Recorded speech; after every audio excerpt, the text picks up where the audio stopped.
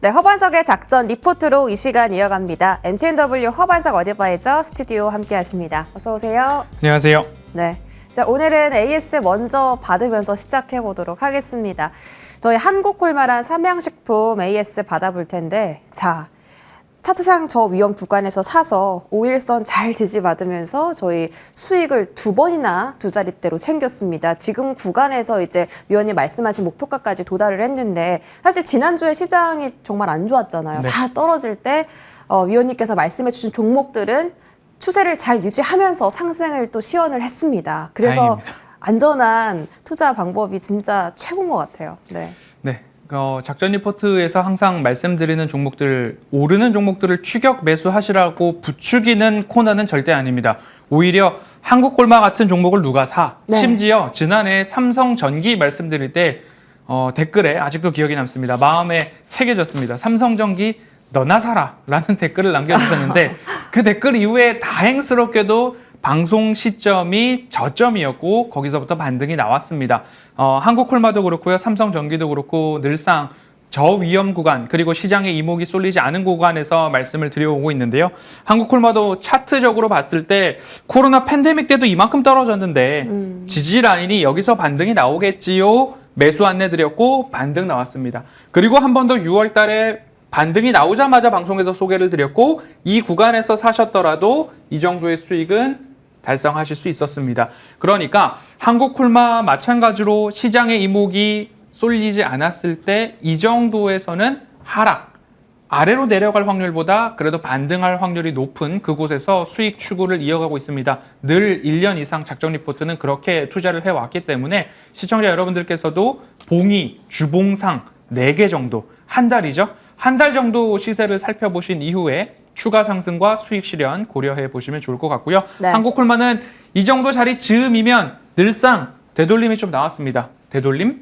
되돌림이었으니까요. 지금 이 자리 구간에서는 분할 매도 측면으로 수익 실현 관점으로 바라보시고요.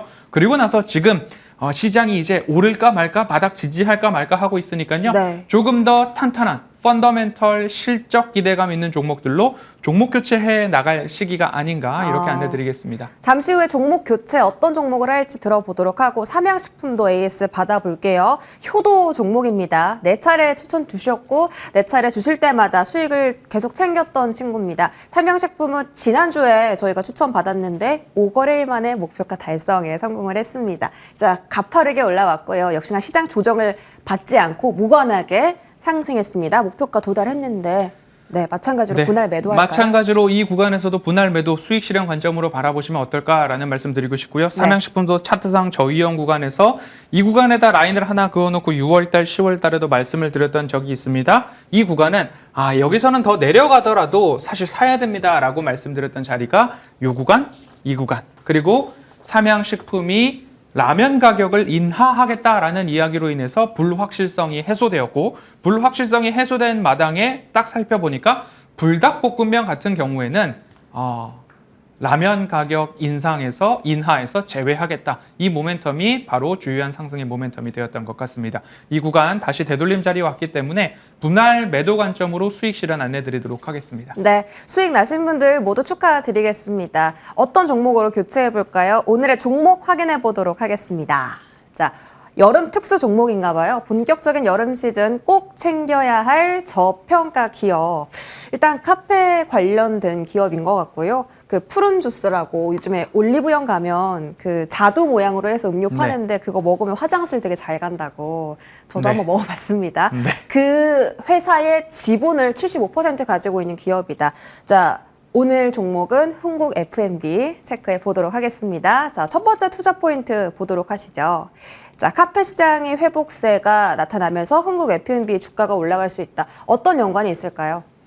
카페 시장 같은 경우에 우리나라는 코로나 팬데믹으로 인해서 마스크를 쓰고 있었기 때문에 사람들이 외부도 잘 나가지 않았고 마스크를 쓰고 있으니까 실내에서 뭔가 대화를 하면서 음료를 마시기에도 적합하지 않았습니다.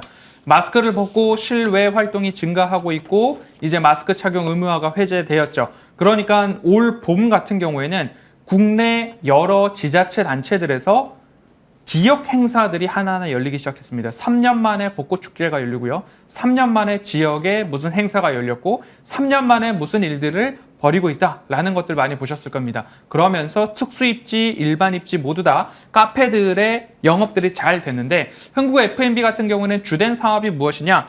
카페에 납품되는 음료의 베이스가 되는 과일 농축액이나 시럽류들을 납품합니다. 그리고 여기 보시면 스타벅스의 음료죠. 완성품. 그 다음에 녹차 가루나 말차 가루 같은 부분들, 홈카페, 이마트, 그리고 아이스크림 쪽으로 가보면요. 베스킨라빈스나 여러 가지 젤라또 상품들이 있고요.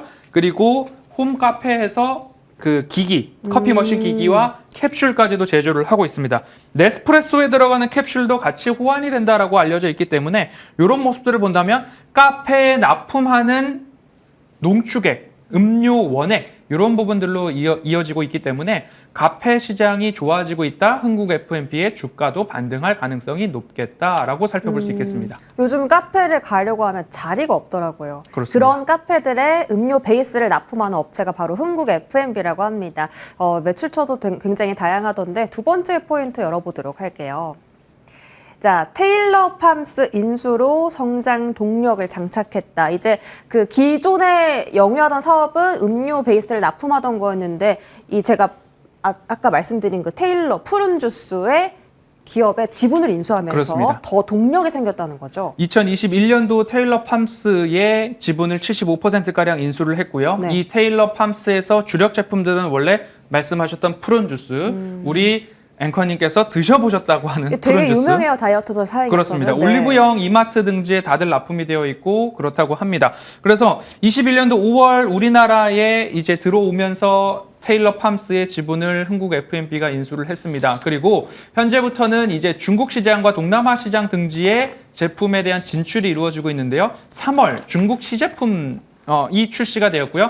4월 중국 법인 선정이 되었고요. 5월 오프라인, 6월 온라인 상품의 판매가 개시되고 있기 때문에 미래 먹거리, 이제는 카페에 납품하는 원 부자재뿐만 아니라 푸른 주스를 통해서 우리나라에서 누구나 다 알고 있는 푸른 주스, 서양 자두로 만든 거죠. 건과일과 주스가 나가고 있고 여기에 더해서 중국 시장 개방과 진출에 따라서 매출 확대 포인트, 이제는 캐시카우가 카페였다면 앞으로 이 기업을 이끌어갈 하나의 성장 모멘텀으로 테일러 팜스 푸른 주스 이벤트 네. 한번 보셔도 좋겠습니다. 그 푸른 주스의 딥 워터가 이제 하반기부터 중국이나 베트남, 몽골 쪽으로 또 수출을 확대한다고 합니다. 세 번째 투자 포인트도 보겠습니다. 앞서서 저희 투자 포인트 볼 때 이제 카페에 음료를 납품한다라고 했는데 어떤 매출처가 있는지 좀 확인을 해보고 싶어요. 자, 열어볼게요. 네. 대표적으로는 스타벅스가 있을 겁니다. 스타벅스가 이제 여름만 되면 이제 시즌 음료를 만들지 않습니까? 그 네. 시즌 음료에 들어가는 원 부자재에 납품하는 매출 확대가 일어날 수 있을 것 같고요.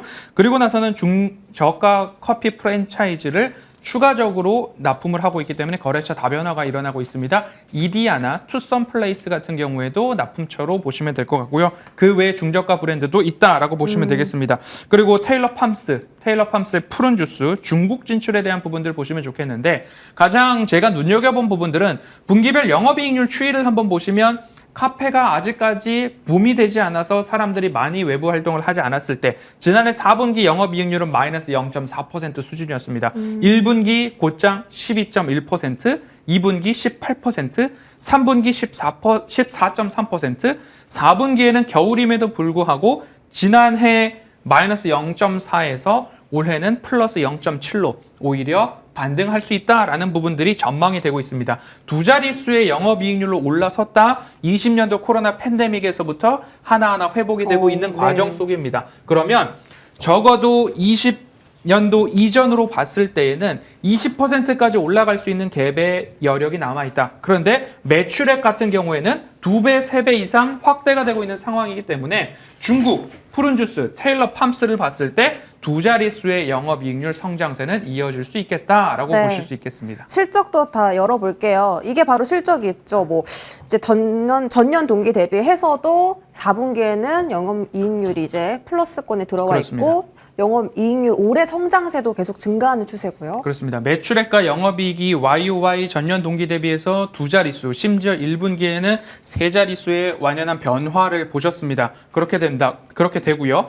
영업이익률도 두 자릿수로 꼬박꼬박 증가하고 있는 모습들 봤을 때 이 기업 올해, 내년, 후년도까지 매출액과 영업이익, 당기순이익이 두 자릿수로 증가한다. 우리가 보고 있는 재무적 모멘텀에 합격점을 줄 수 있기 때문에 가격적인 매력도로 잘 접근을 한다면 삼양식품이나 한국콜마나 삼성전기처럼 저평가 매력도 살펴보시면 좋겠습니다. 항상 이제 기업을 추천해 주실 때 이렇게 실적이 탄탄한지 먼저 체크를 받고 그 다음에 주가 매력도가 있는지 좀 보잖아요. 자, 지금 이 자리에서 매수 가능한 건가요? 그렇습니다.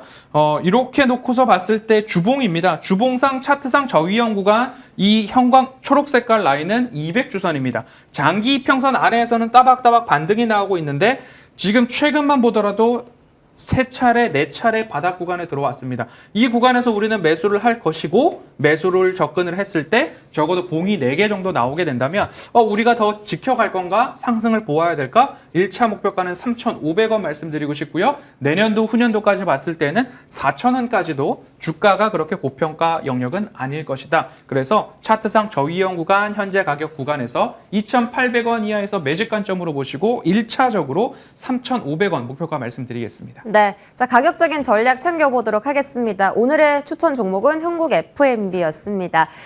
우리 허반석 어드바이저 오늘 방송 직후에 무료 공개 방송 있으십니다. 자 오늘은 어떤 말씀 담아주세요? 시장이 일희일비하고 있고 여기서 떠나야 될 것인가 지켜야 될 것인가 굉장히 고민이 많을 시기입니다. 저는 스트롱 롱 포지션 이어가고 있다라고 말씀드리고 있는데요.